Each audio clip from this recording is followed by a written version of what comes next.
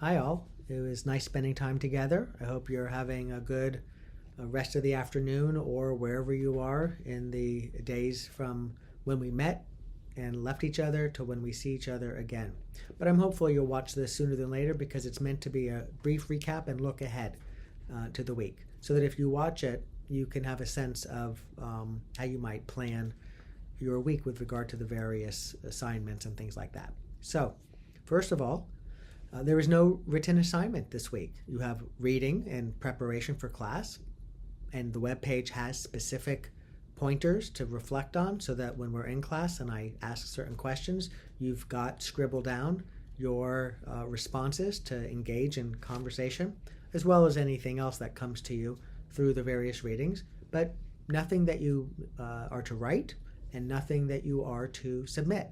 The only thing that you might submit, though it's not necessary, is if for whatever reason you don't go out and get your box of crayons, whether they're an 8-pack or a 16-pack or a humongous thing, or colored pencils, you send an email by Wednesday to me and Kim. Probably would be MIL_F2025_ requesting crayons _ your name, and then I'll make plans to have some crayons for you in a plastic bag. But please bring them to class. We might very well do an exercise in class with those crayons or colored pencils. All right. There's also a reading in the field guide from the Florida Bar Journal 2016. There was an issue on mindfulness and an article by Paul Singerman on the return on investment that he, as a business law attorney and a restructuring attorney, a bankruptcy attorney, and really a leading figure in this area in the world, but also somebody who about 12 years ago became very interested in mindfulness. So I think you'll enjoy that piece. I think it'll reinforce what we've been talking about. We'll talk about that next week, and I'm very pleased to say that Paul and I and 2 other wonderful colleagues were on a panel this last week on mindfulness. Paul spoke, it was recorded, and I put up on the website for you to watch a 13-minute part of that panel discussion where Paul is talking about what really is a companion in some ways, echoing, reinforcing some of what he wrote about now 9 years ago, and also building upon his ongoing relationship to the study and practice of mindfulness. I think that you'll enjoy that and find it helpful. And also, Paul may be dropping in our class sometime later this semester. So if that should happen, and there's more. Okay.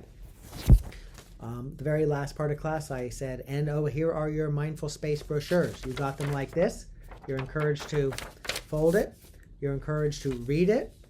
And you are encouraged to make note of the Tuesday, Wednesday, Thursday, because these are the primary mindfulness practices that are guided here in the law school library, D338, sort of the opposite end of the floor that I spend my time on the library. And they're from 1 to 1:15, Tuesday, Wednesday, and Thursday. So I look forward to seeing some of you there this week, one of those days. You do not have to attend this week, but as you'll read in the syllabus and in the various materials, the tips and reminders on the field guide, there's a certain number that you are to attend this semester, and on different weeks, not all crammed in the last week or two. The purpose here is for you to have an opportunity in the middle of the day to actually transition, to pivot, and in doing so also to get one of your mindfulness practices in. So I look forward to our practicing together. All right. This week, your practice is the 6 or 12-minute focused attention practice. So we're all doing the same practice. Those are my parents. Same practice. Mom and Dad. Same practice that we're all doing. So in addition to whatever else you might want to do, be sure to be practicing either the 6-minute or the 12-minute focused attention practice, to make notes in the practice journal, Part of our class conversation today went from the surface level, sort of conceptual bottom line that we can come up with sometimes, like took a long time, or it was quicker, or I liked it, or whatever it might be, to getting a little bit more granular. What did you notice? What did you observe? Of course, those might be things that you noticed or observed, or think that you noticed that you observed, but we're really interested in the T, F, and S of our internal experience, the thoughts, the feelings, and the sensations, and becoming increasingly attuned to being able to gather this data, which certainly influences us. Paul Singerman talks about this to some extent in his in the video. It certainly influences us continuously, but largely without us really having aware that it is, or even having the ability to meaningfully regulate and redirect how we're responding to things. So one of the reasons that we're turning our attention, and we're, as John Lennon said from our song today, sitting here, I'm just sitting here watching the wheels go round and round. And as you astutely noted, the wheels of thoughts, feelings, sensations, just watching our experience. But the key is observing it at sort of a psychological distance. We're observing it. We're still having it. We're still having the thoughts, feelings, sensations. It's not like they're stopping, and that's not the objective. But we're also a little bit more aware that that process is unfolding. And that's a really interesting thing, to not only have a thought, but to be aware we're having a thought, to not only be experiencing an emotional, response to something, but to be aware that we're experiencing it. And I think it's always both, but usually it's heavy on the caught in the experience, but whether pleasant or unpleasant, and not so aware of it. And we're sort of expanding the awareness of it, which in some ways will influence the experience itself. So that's where we are, and that's where we're going. All right. We had our mindful living flow. We really spent much of the class time talking all around it and all about it. At the very, very end, because I said we were going to address it, I felt like, you may not think we really addressed it.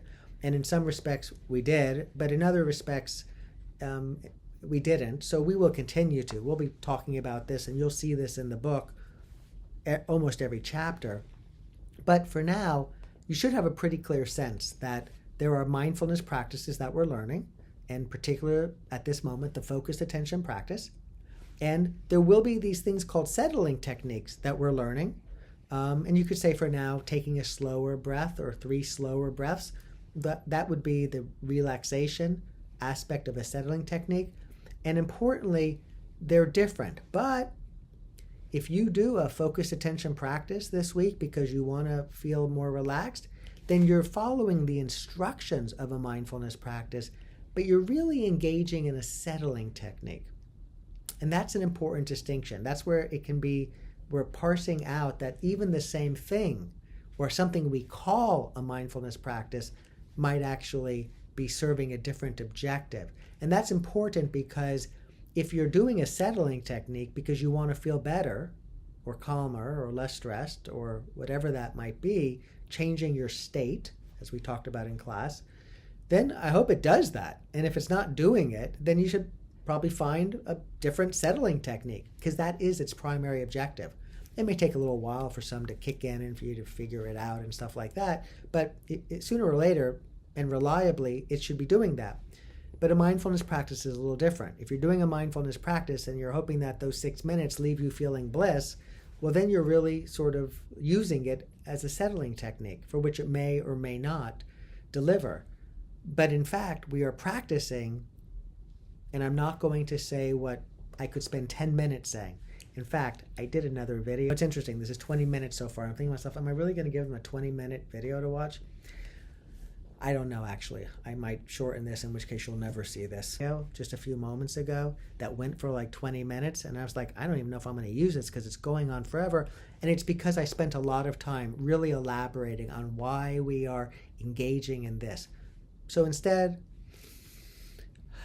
I'm going to save that for conversations to come, and also know that I think you all are beginning to get a sense of that. And Paul Singerman will be talking about it as well. So we'll leave it at that. All right. This week, I do encourage you to be a little bit more attentive to the fact that life is happening, like car cuts you off in traffic or somebody lets you in. You're at dinner and you get a delicious meal put in front of you. Somebody asks you a question and you answer it and you feel good about that. Somebody says to you or sends you an email that they're disappointed. Life continues to happen and you see it as actually a moment happening. And you're aware of how it registers. Are you pleased and is it pleasant, subtly, little pleasant, or big pleasant, or is it unpleasant or even subtly unpleasant? To just just checking in on this, sort of tracking some of your experiences. This resistance, which is also associated with the awareness that we bring in those moments to our experience, is something that we will spend much of the semester exploring, but really, because our practicing will help illuminate this for us. And then there's, of course, what happens next. What do we say? What do we do? And how useful, how helpful, why good a decision is it? How thoughtful is it? And how we can continue to try to go through life and navigate the complexity and the excitement and the challenges of this life in ways that, serve us and others well. All right. You're going to continue practicing the present moment pivot. We will be adding to it. We will be modifying it. You will be creatively embellishing it in time. But for now, let's take our second week and see if you can take what you've begun to do and the mastery you're beginning to have and take it to the next level. See if this week you can remember to do it every day. And remember, a specific spot and a very specific, maybe feels unnatural, instruction to come to a stop, to take a slower, deeper breath, to look around, and to note to yourself, I am here. Let's see if we can get that down. And if you miss a day or two or three, it's okay. It does take time, but the pamphlet did offer you, and you've turned them in, did offer you some tips. And we talked about some of those tips today.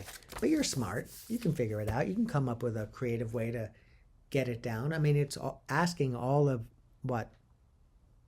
5 seconds? 5 seconds a day?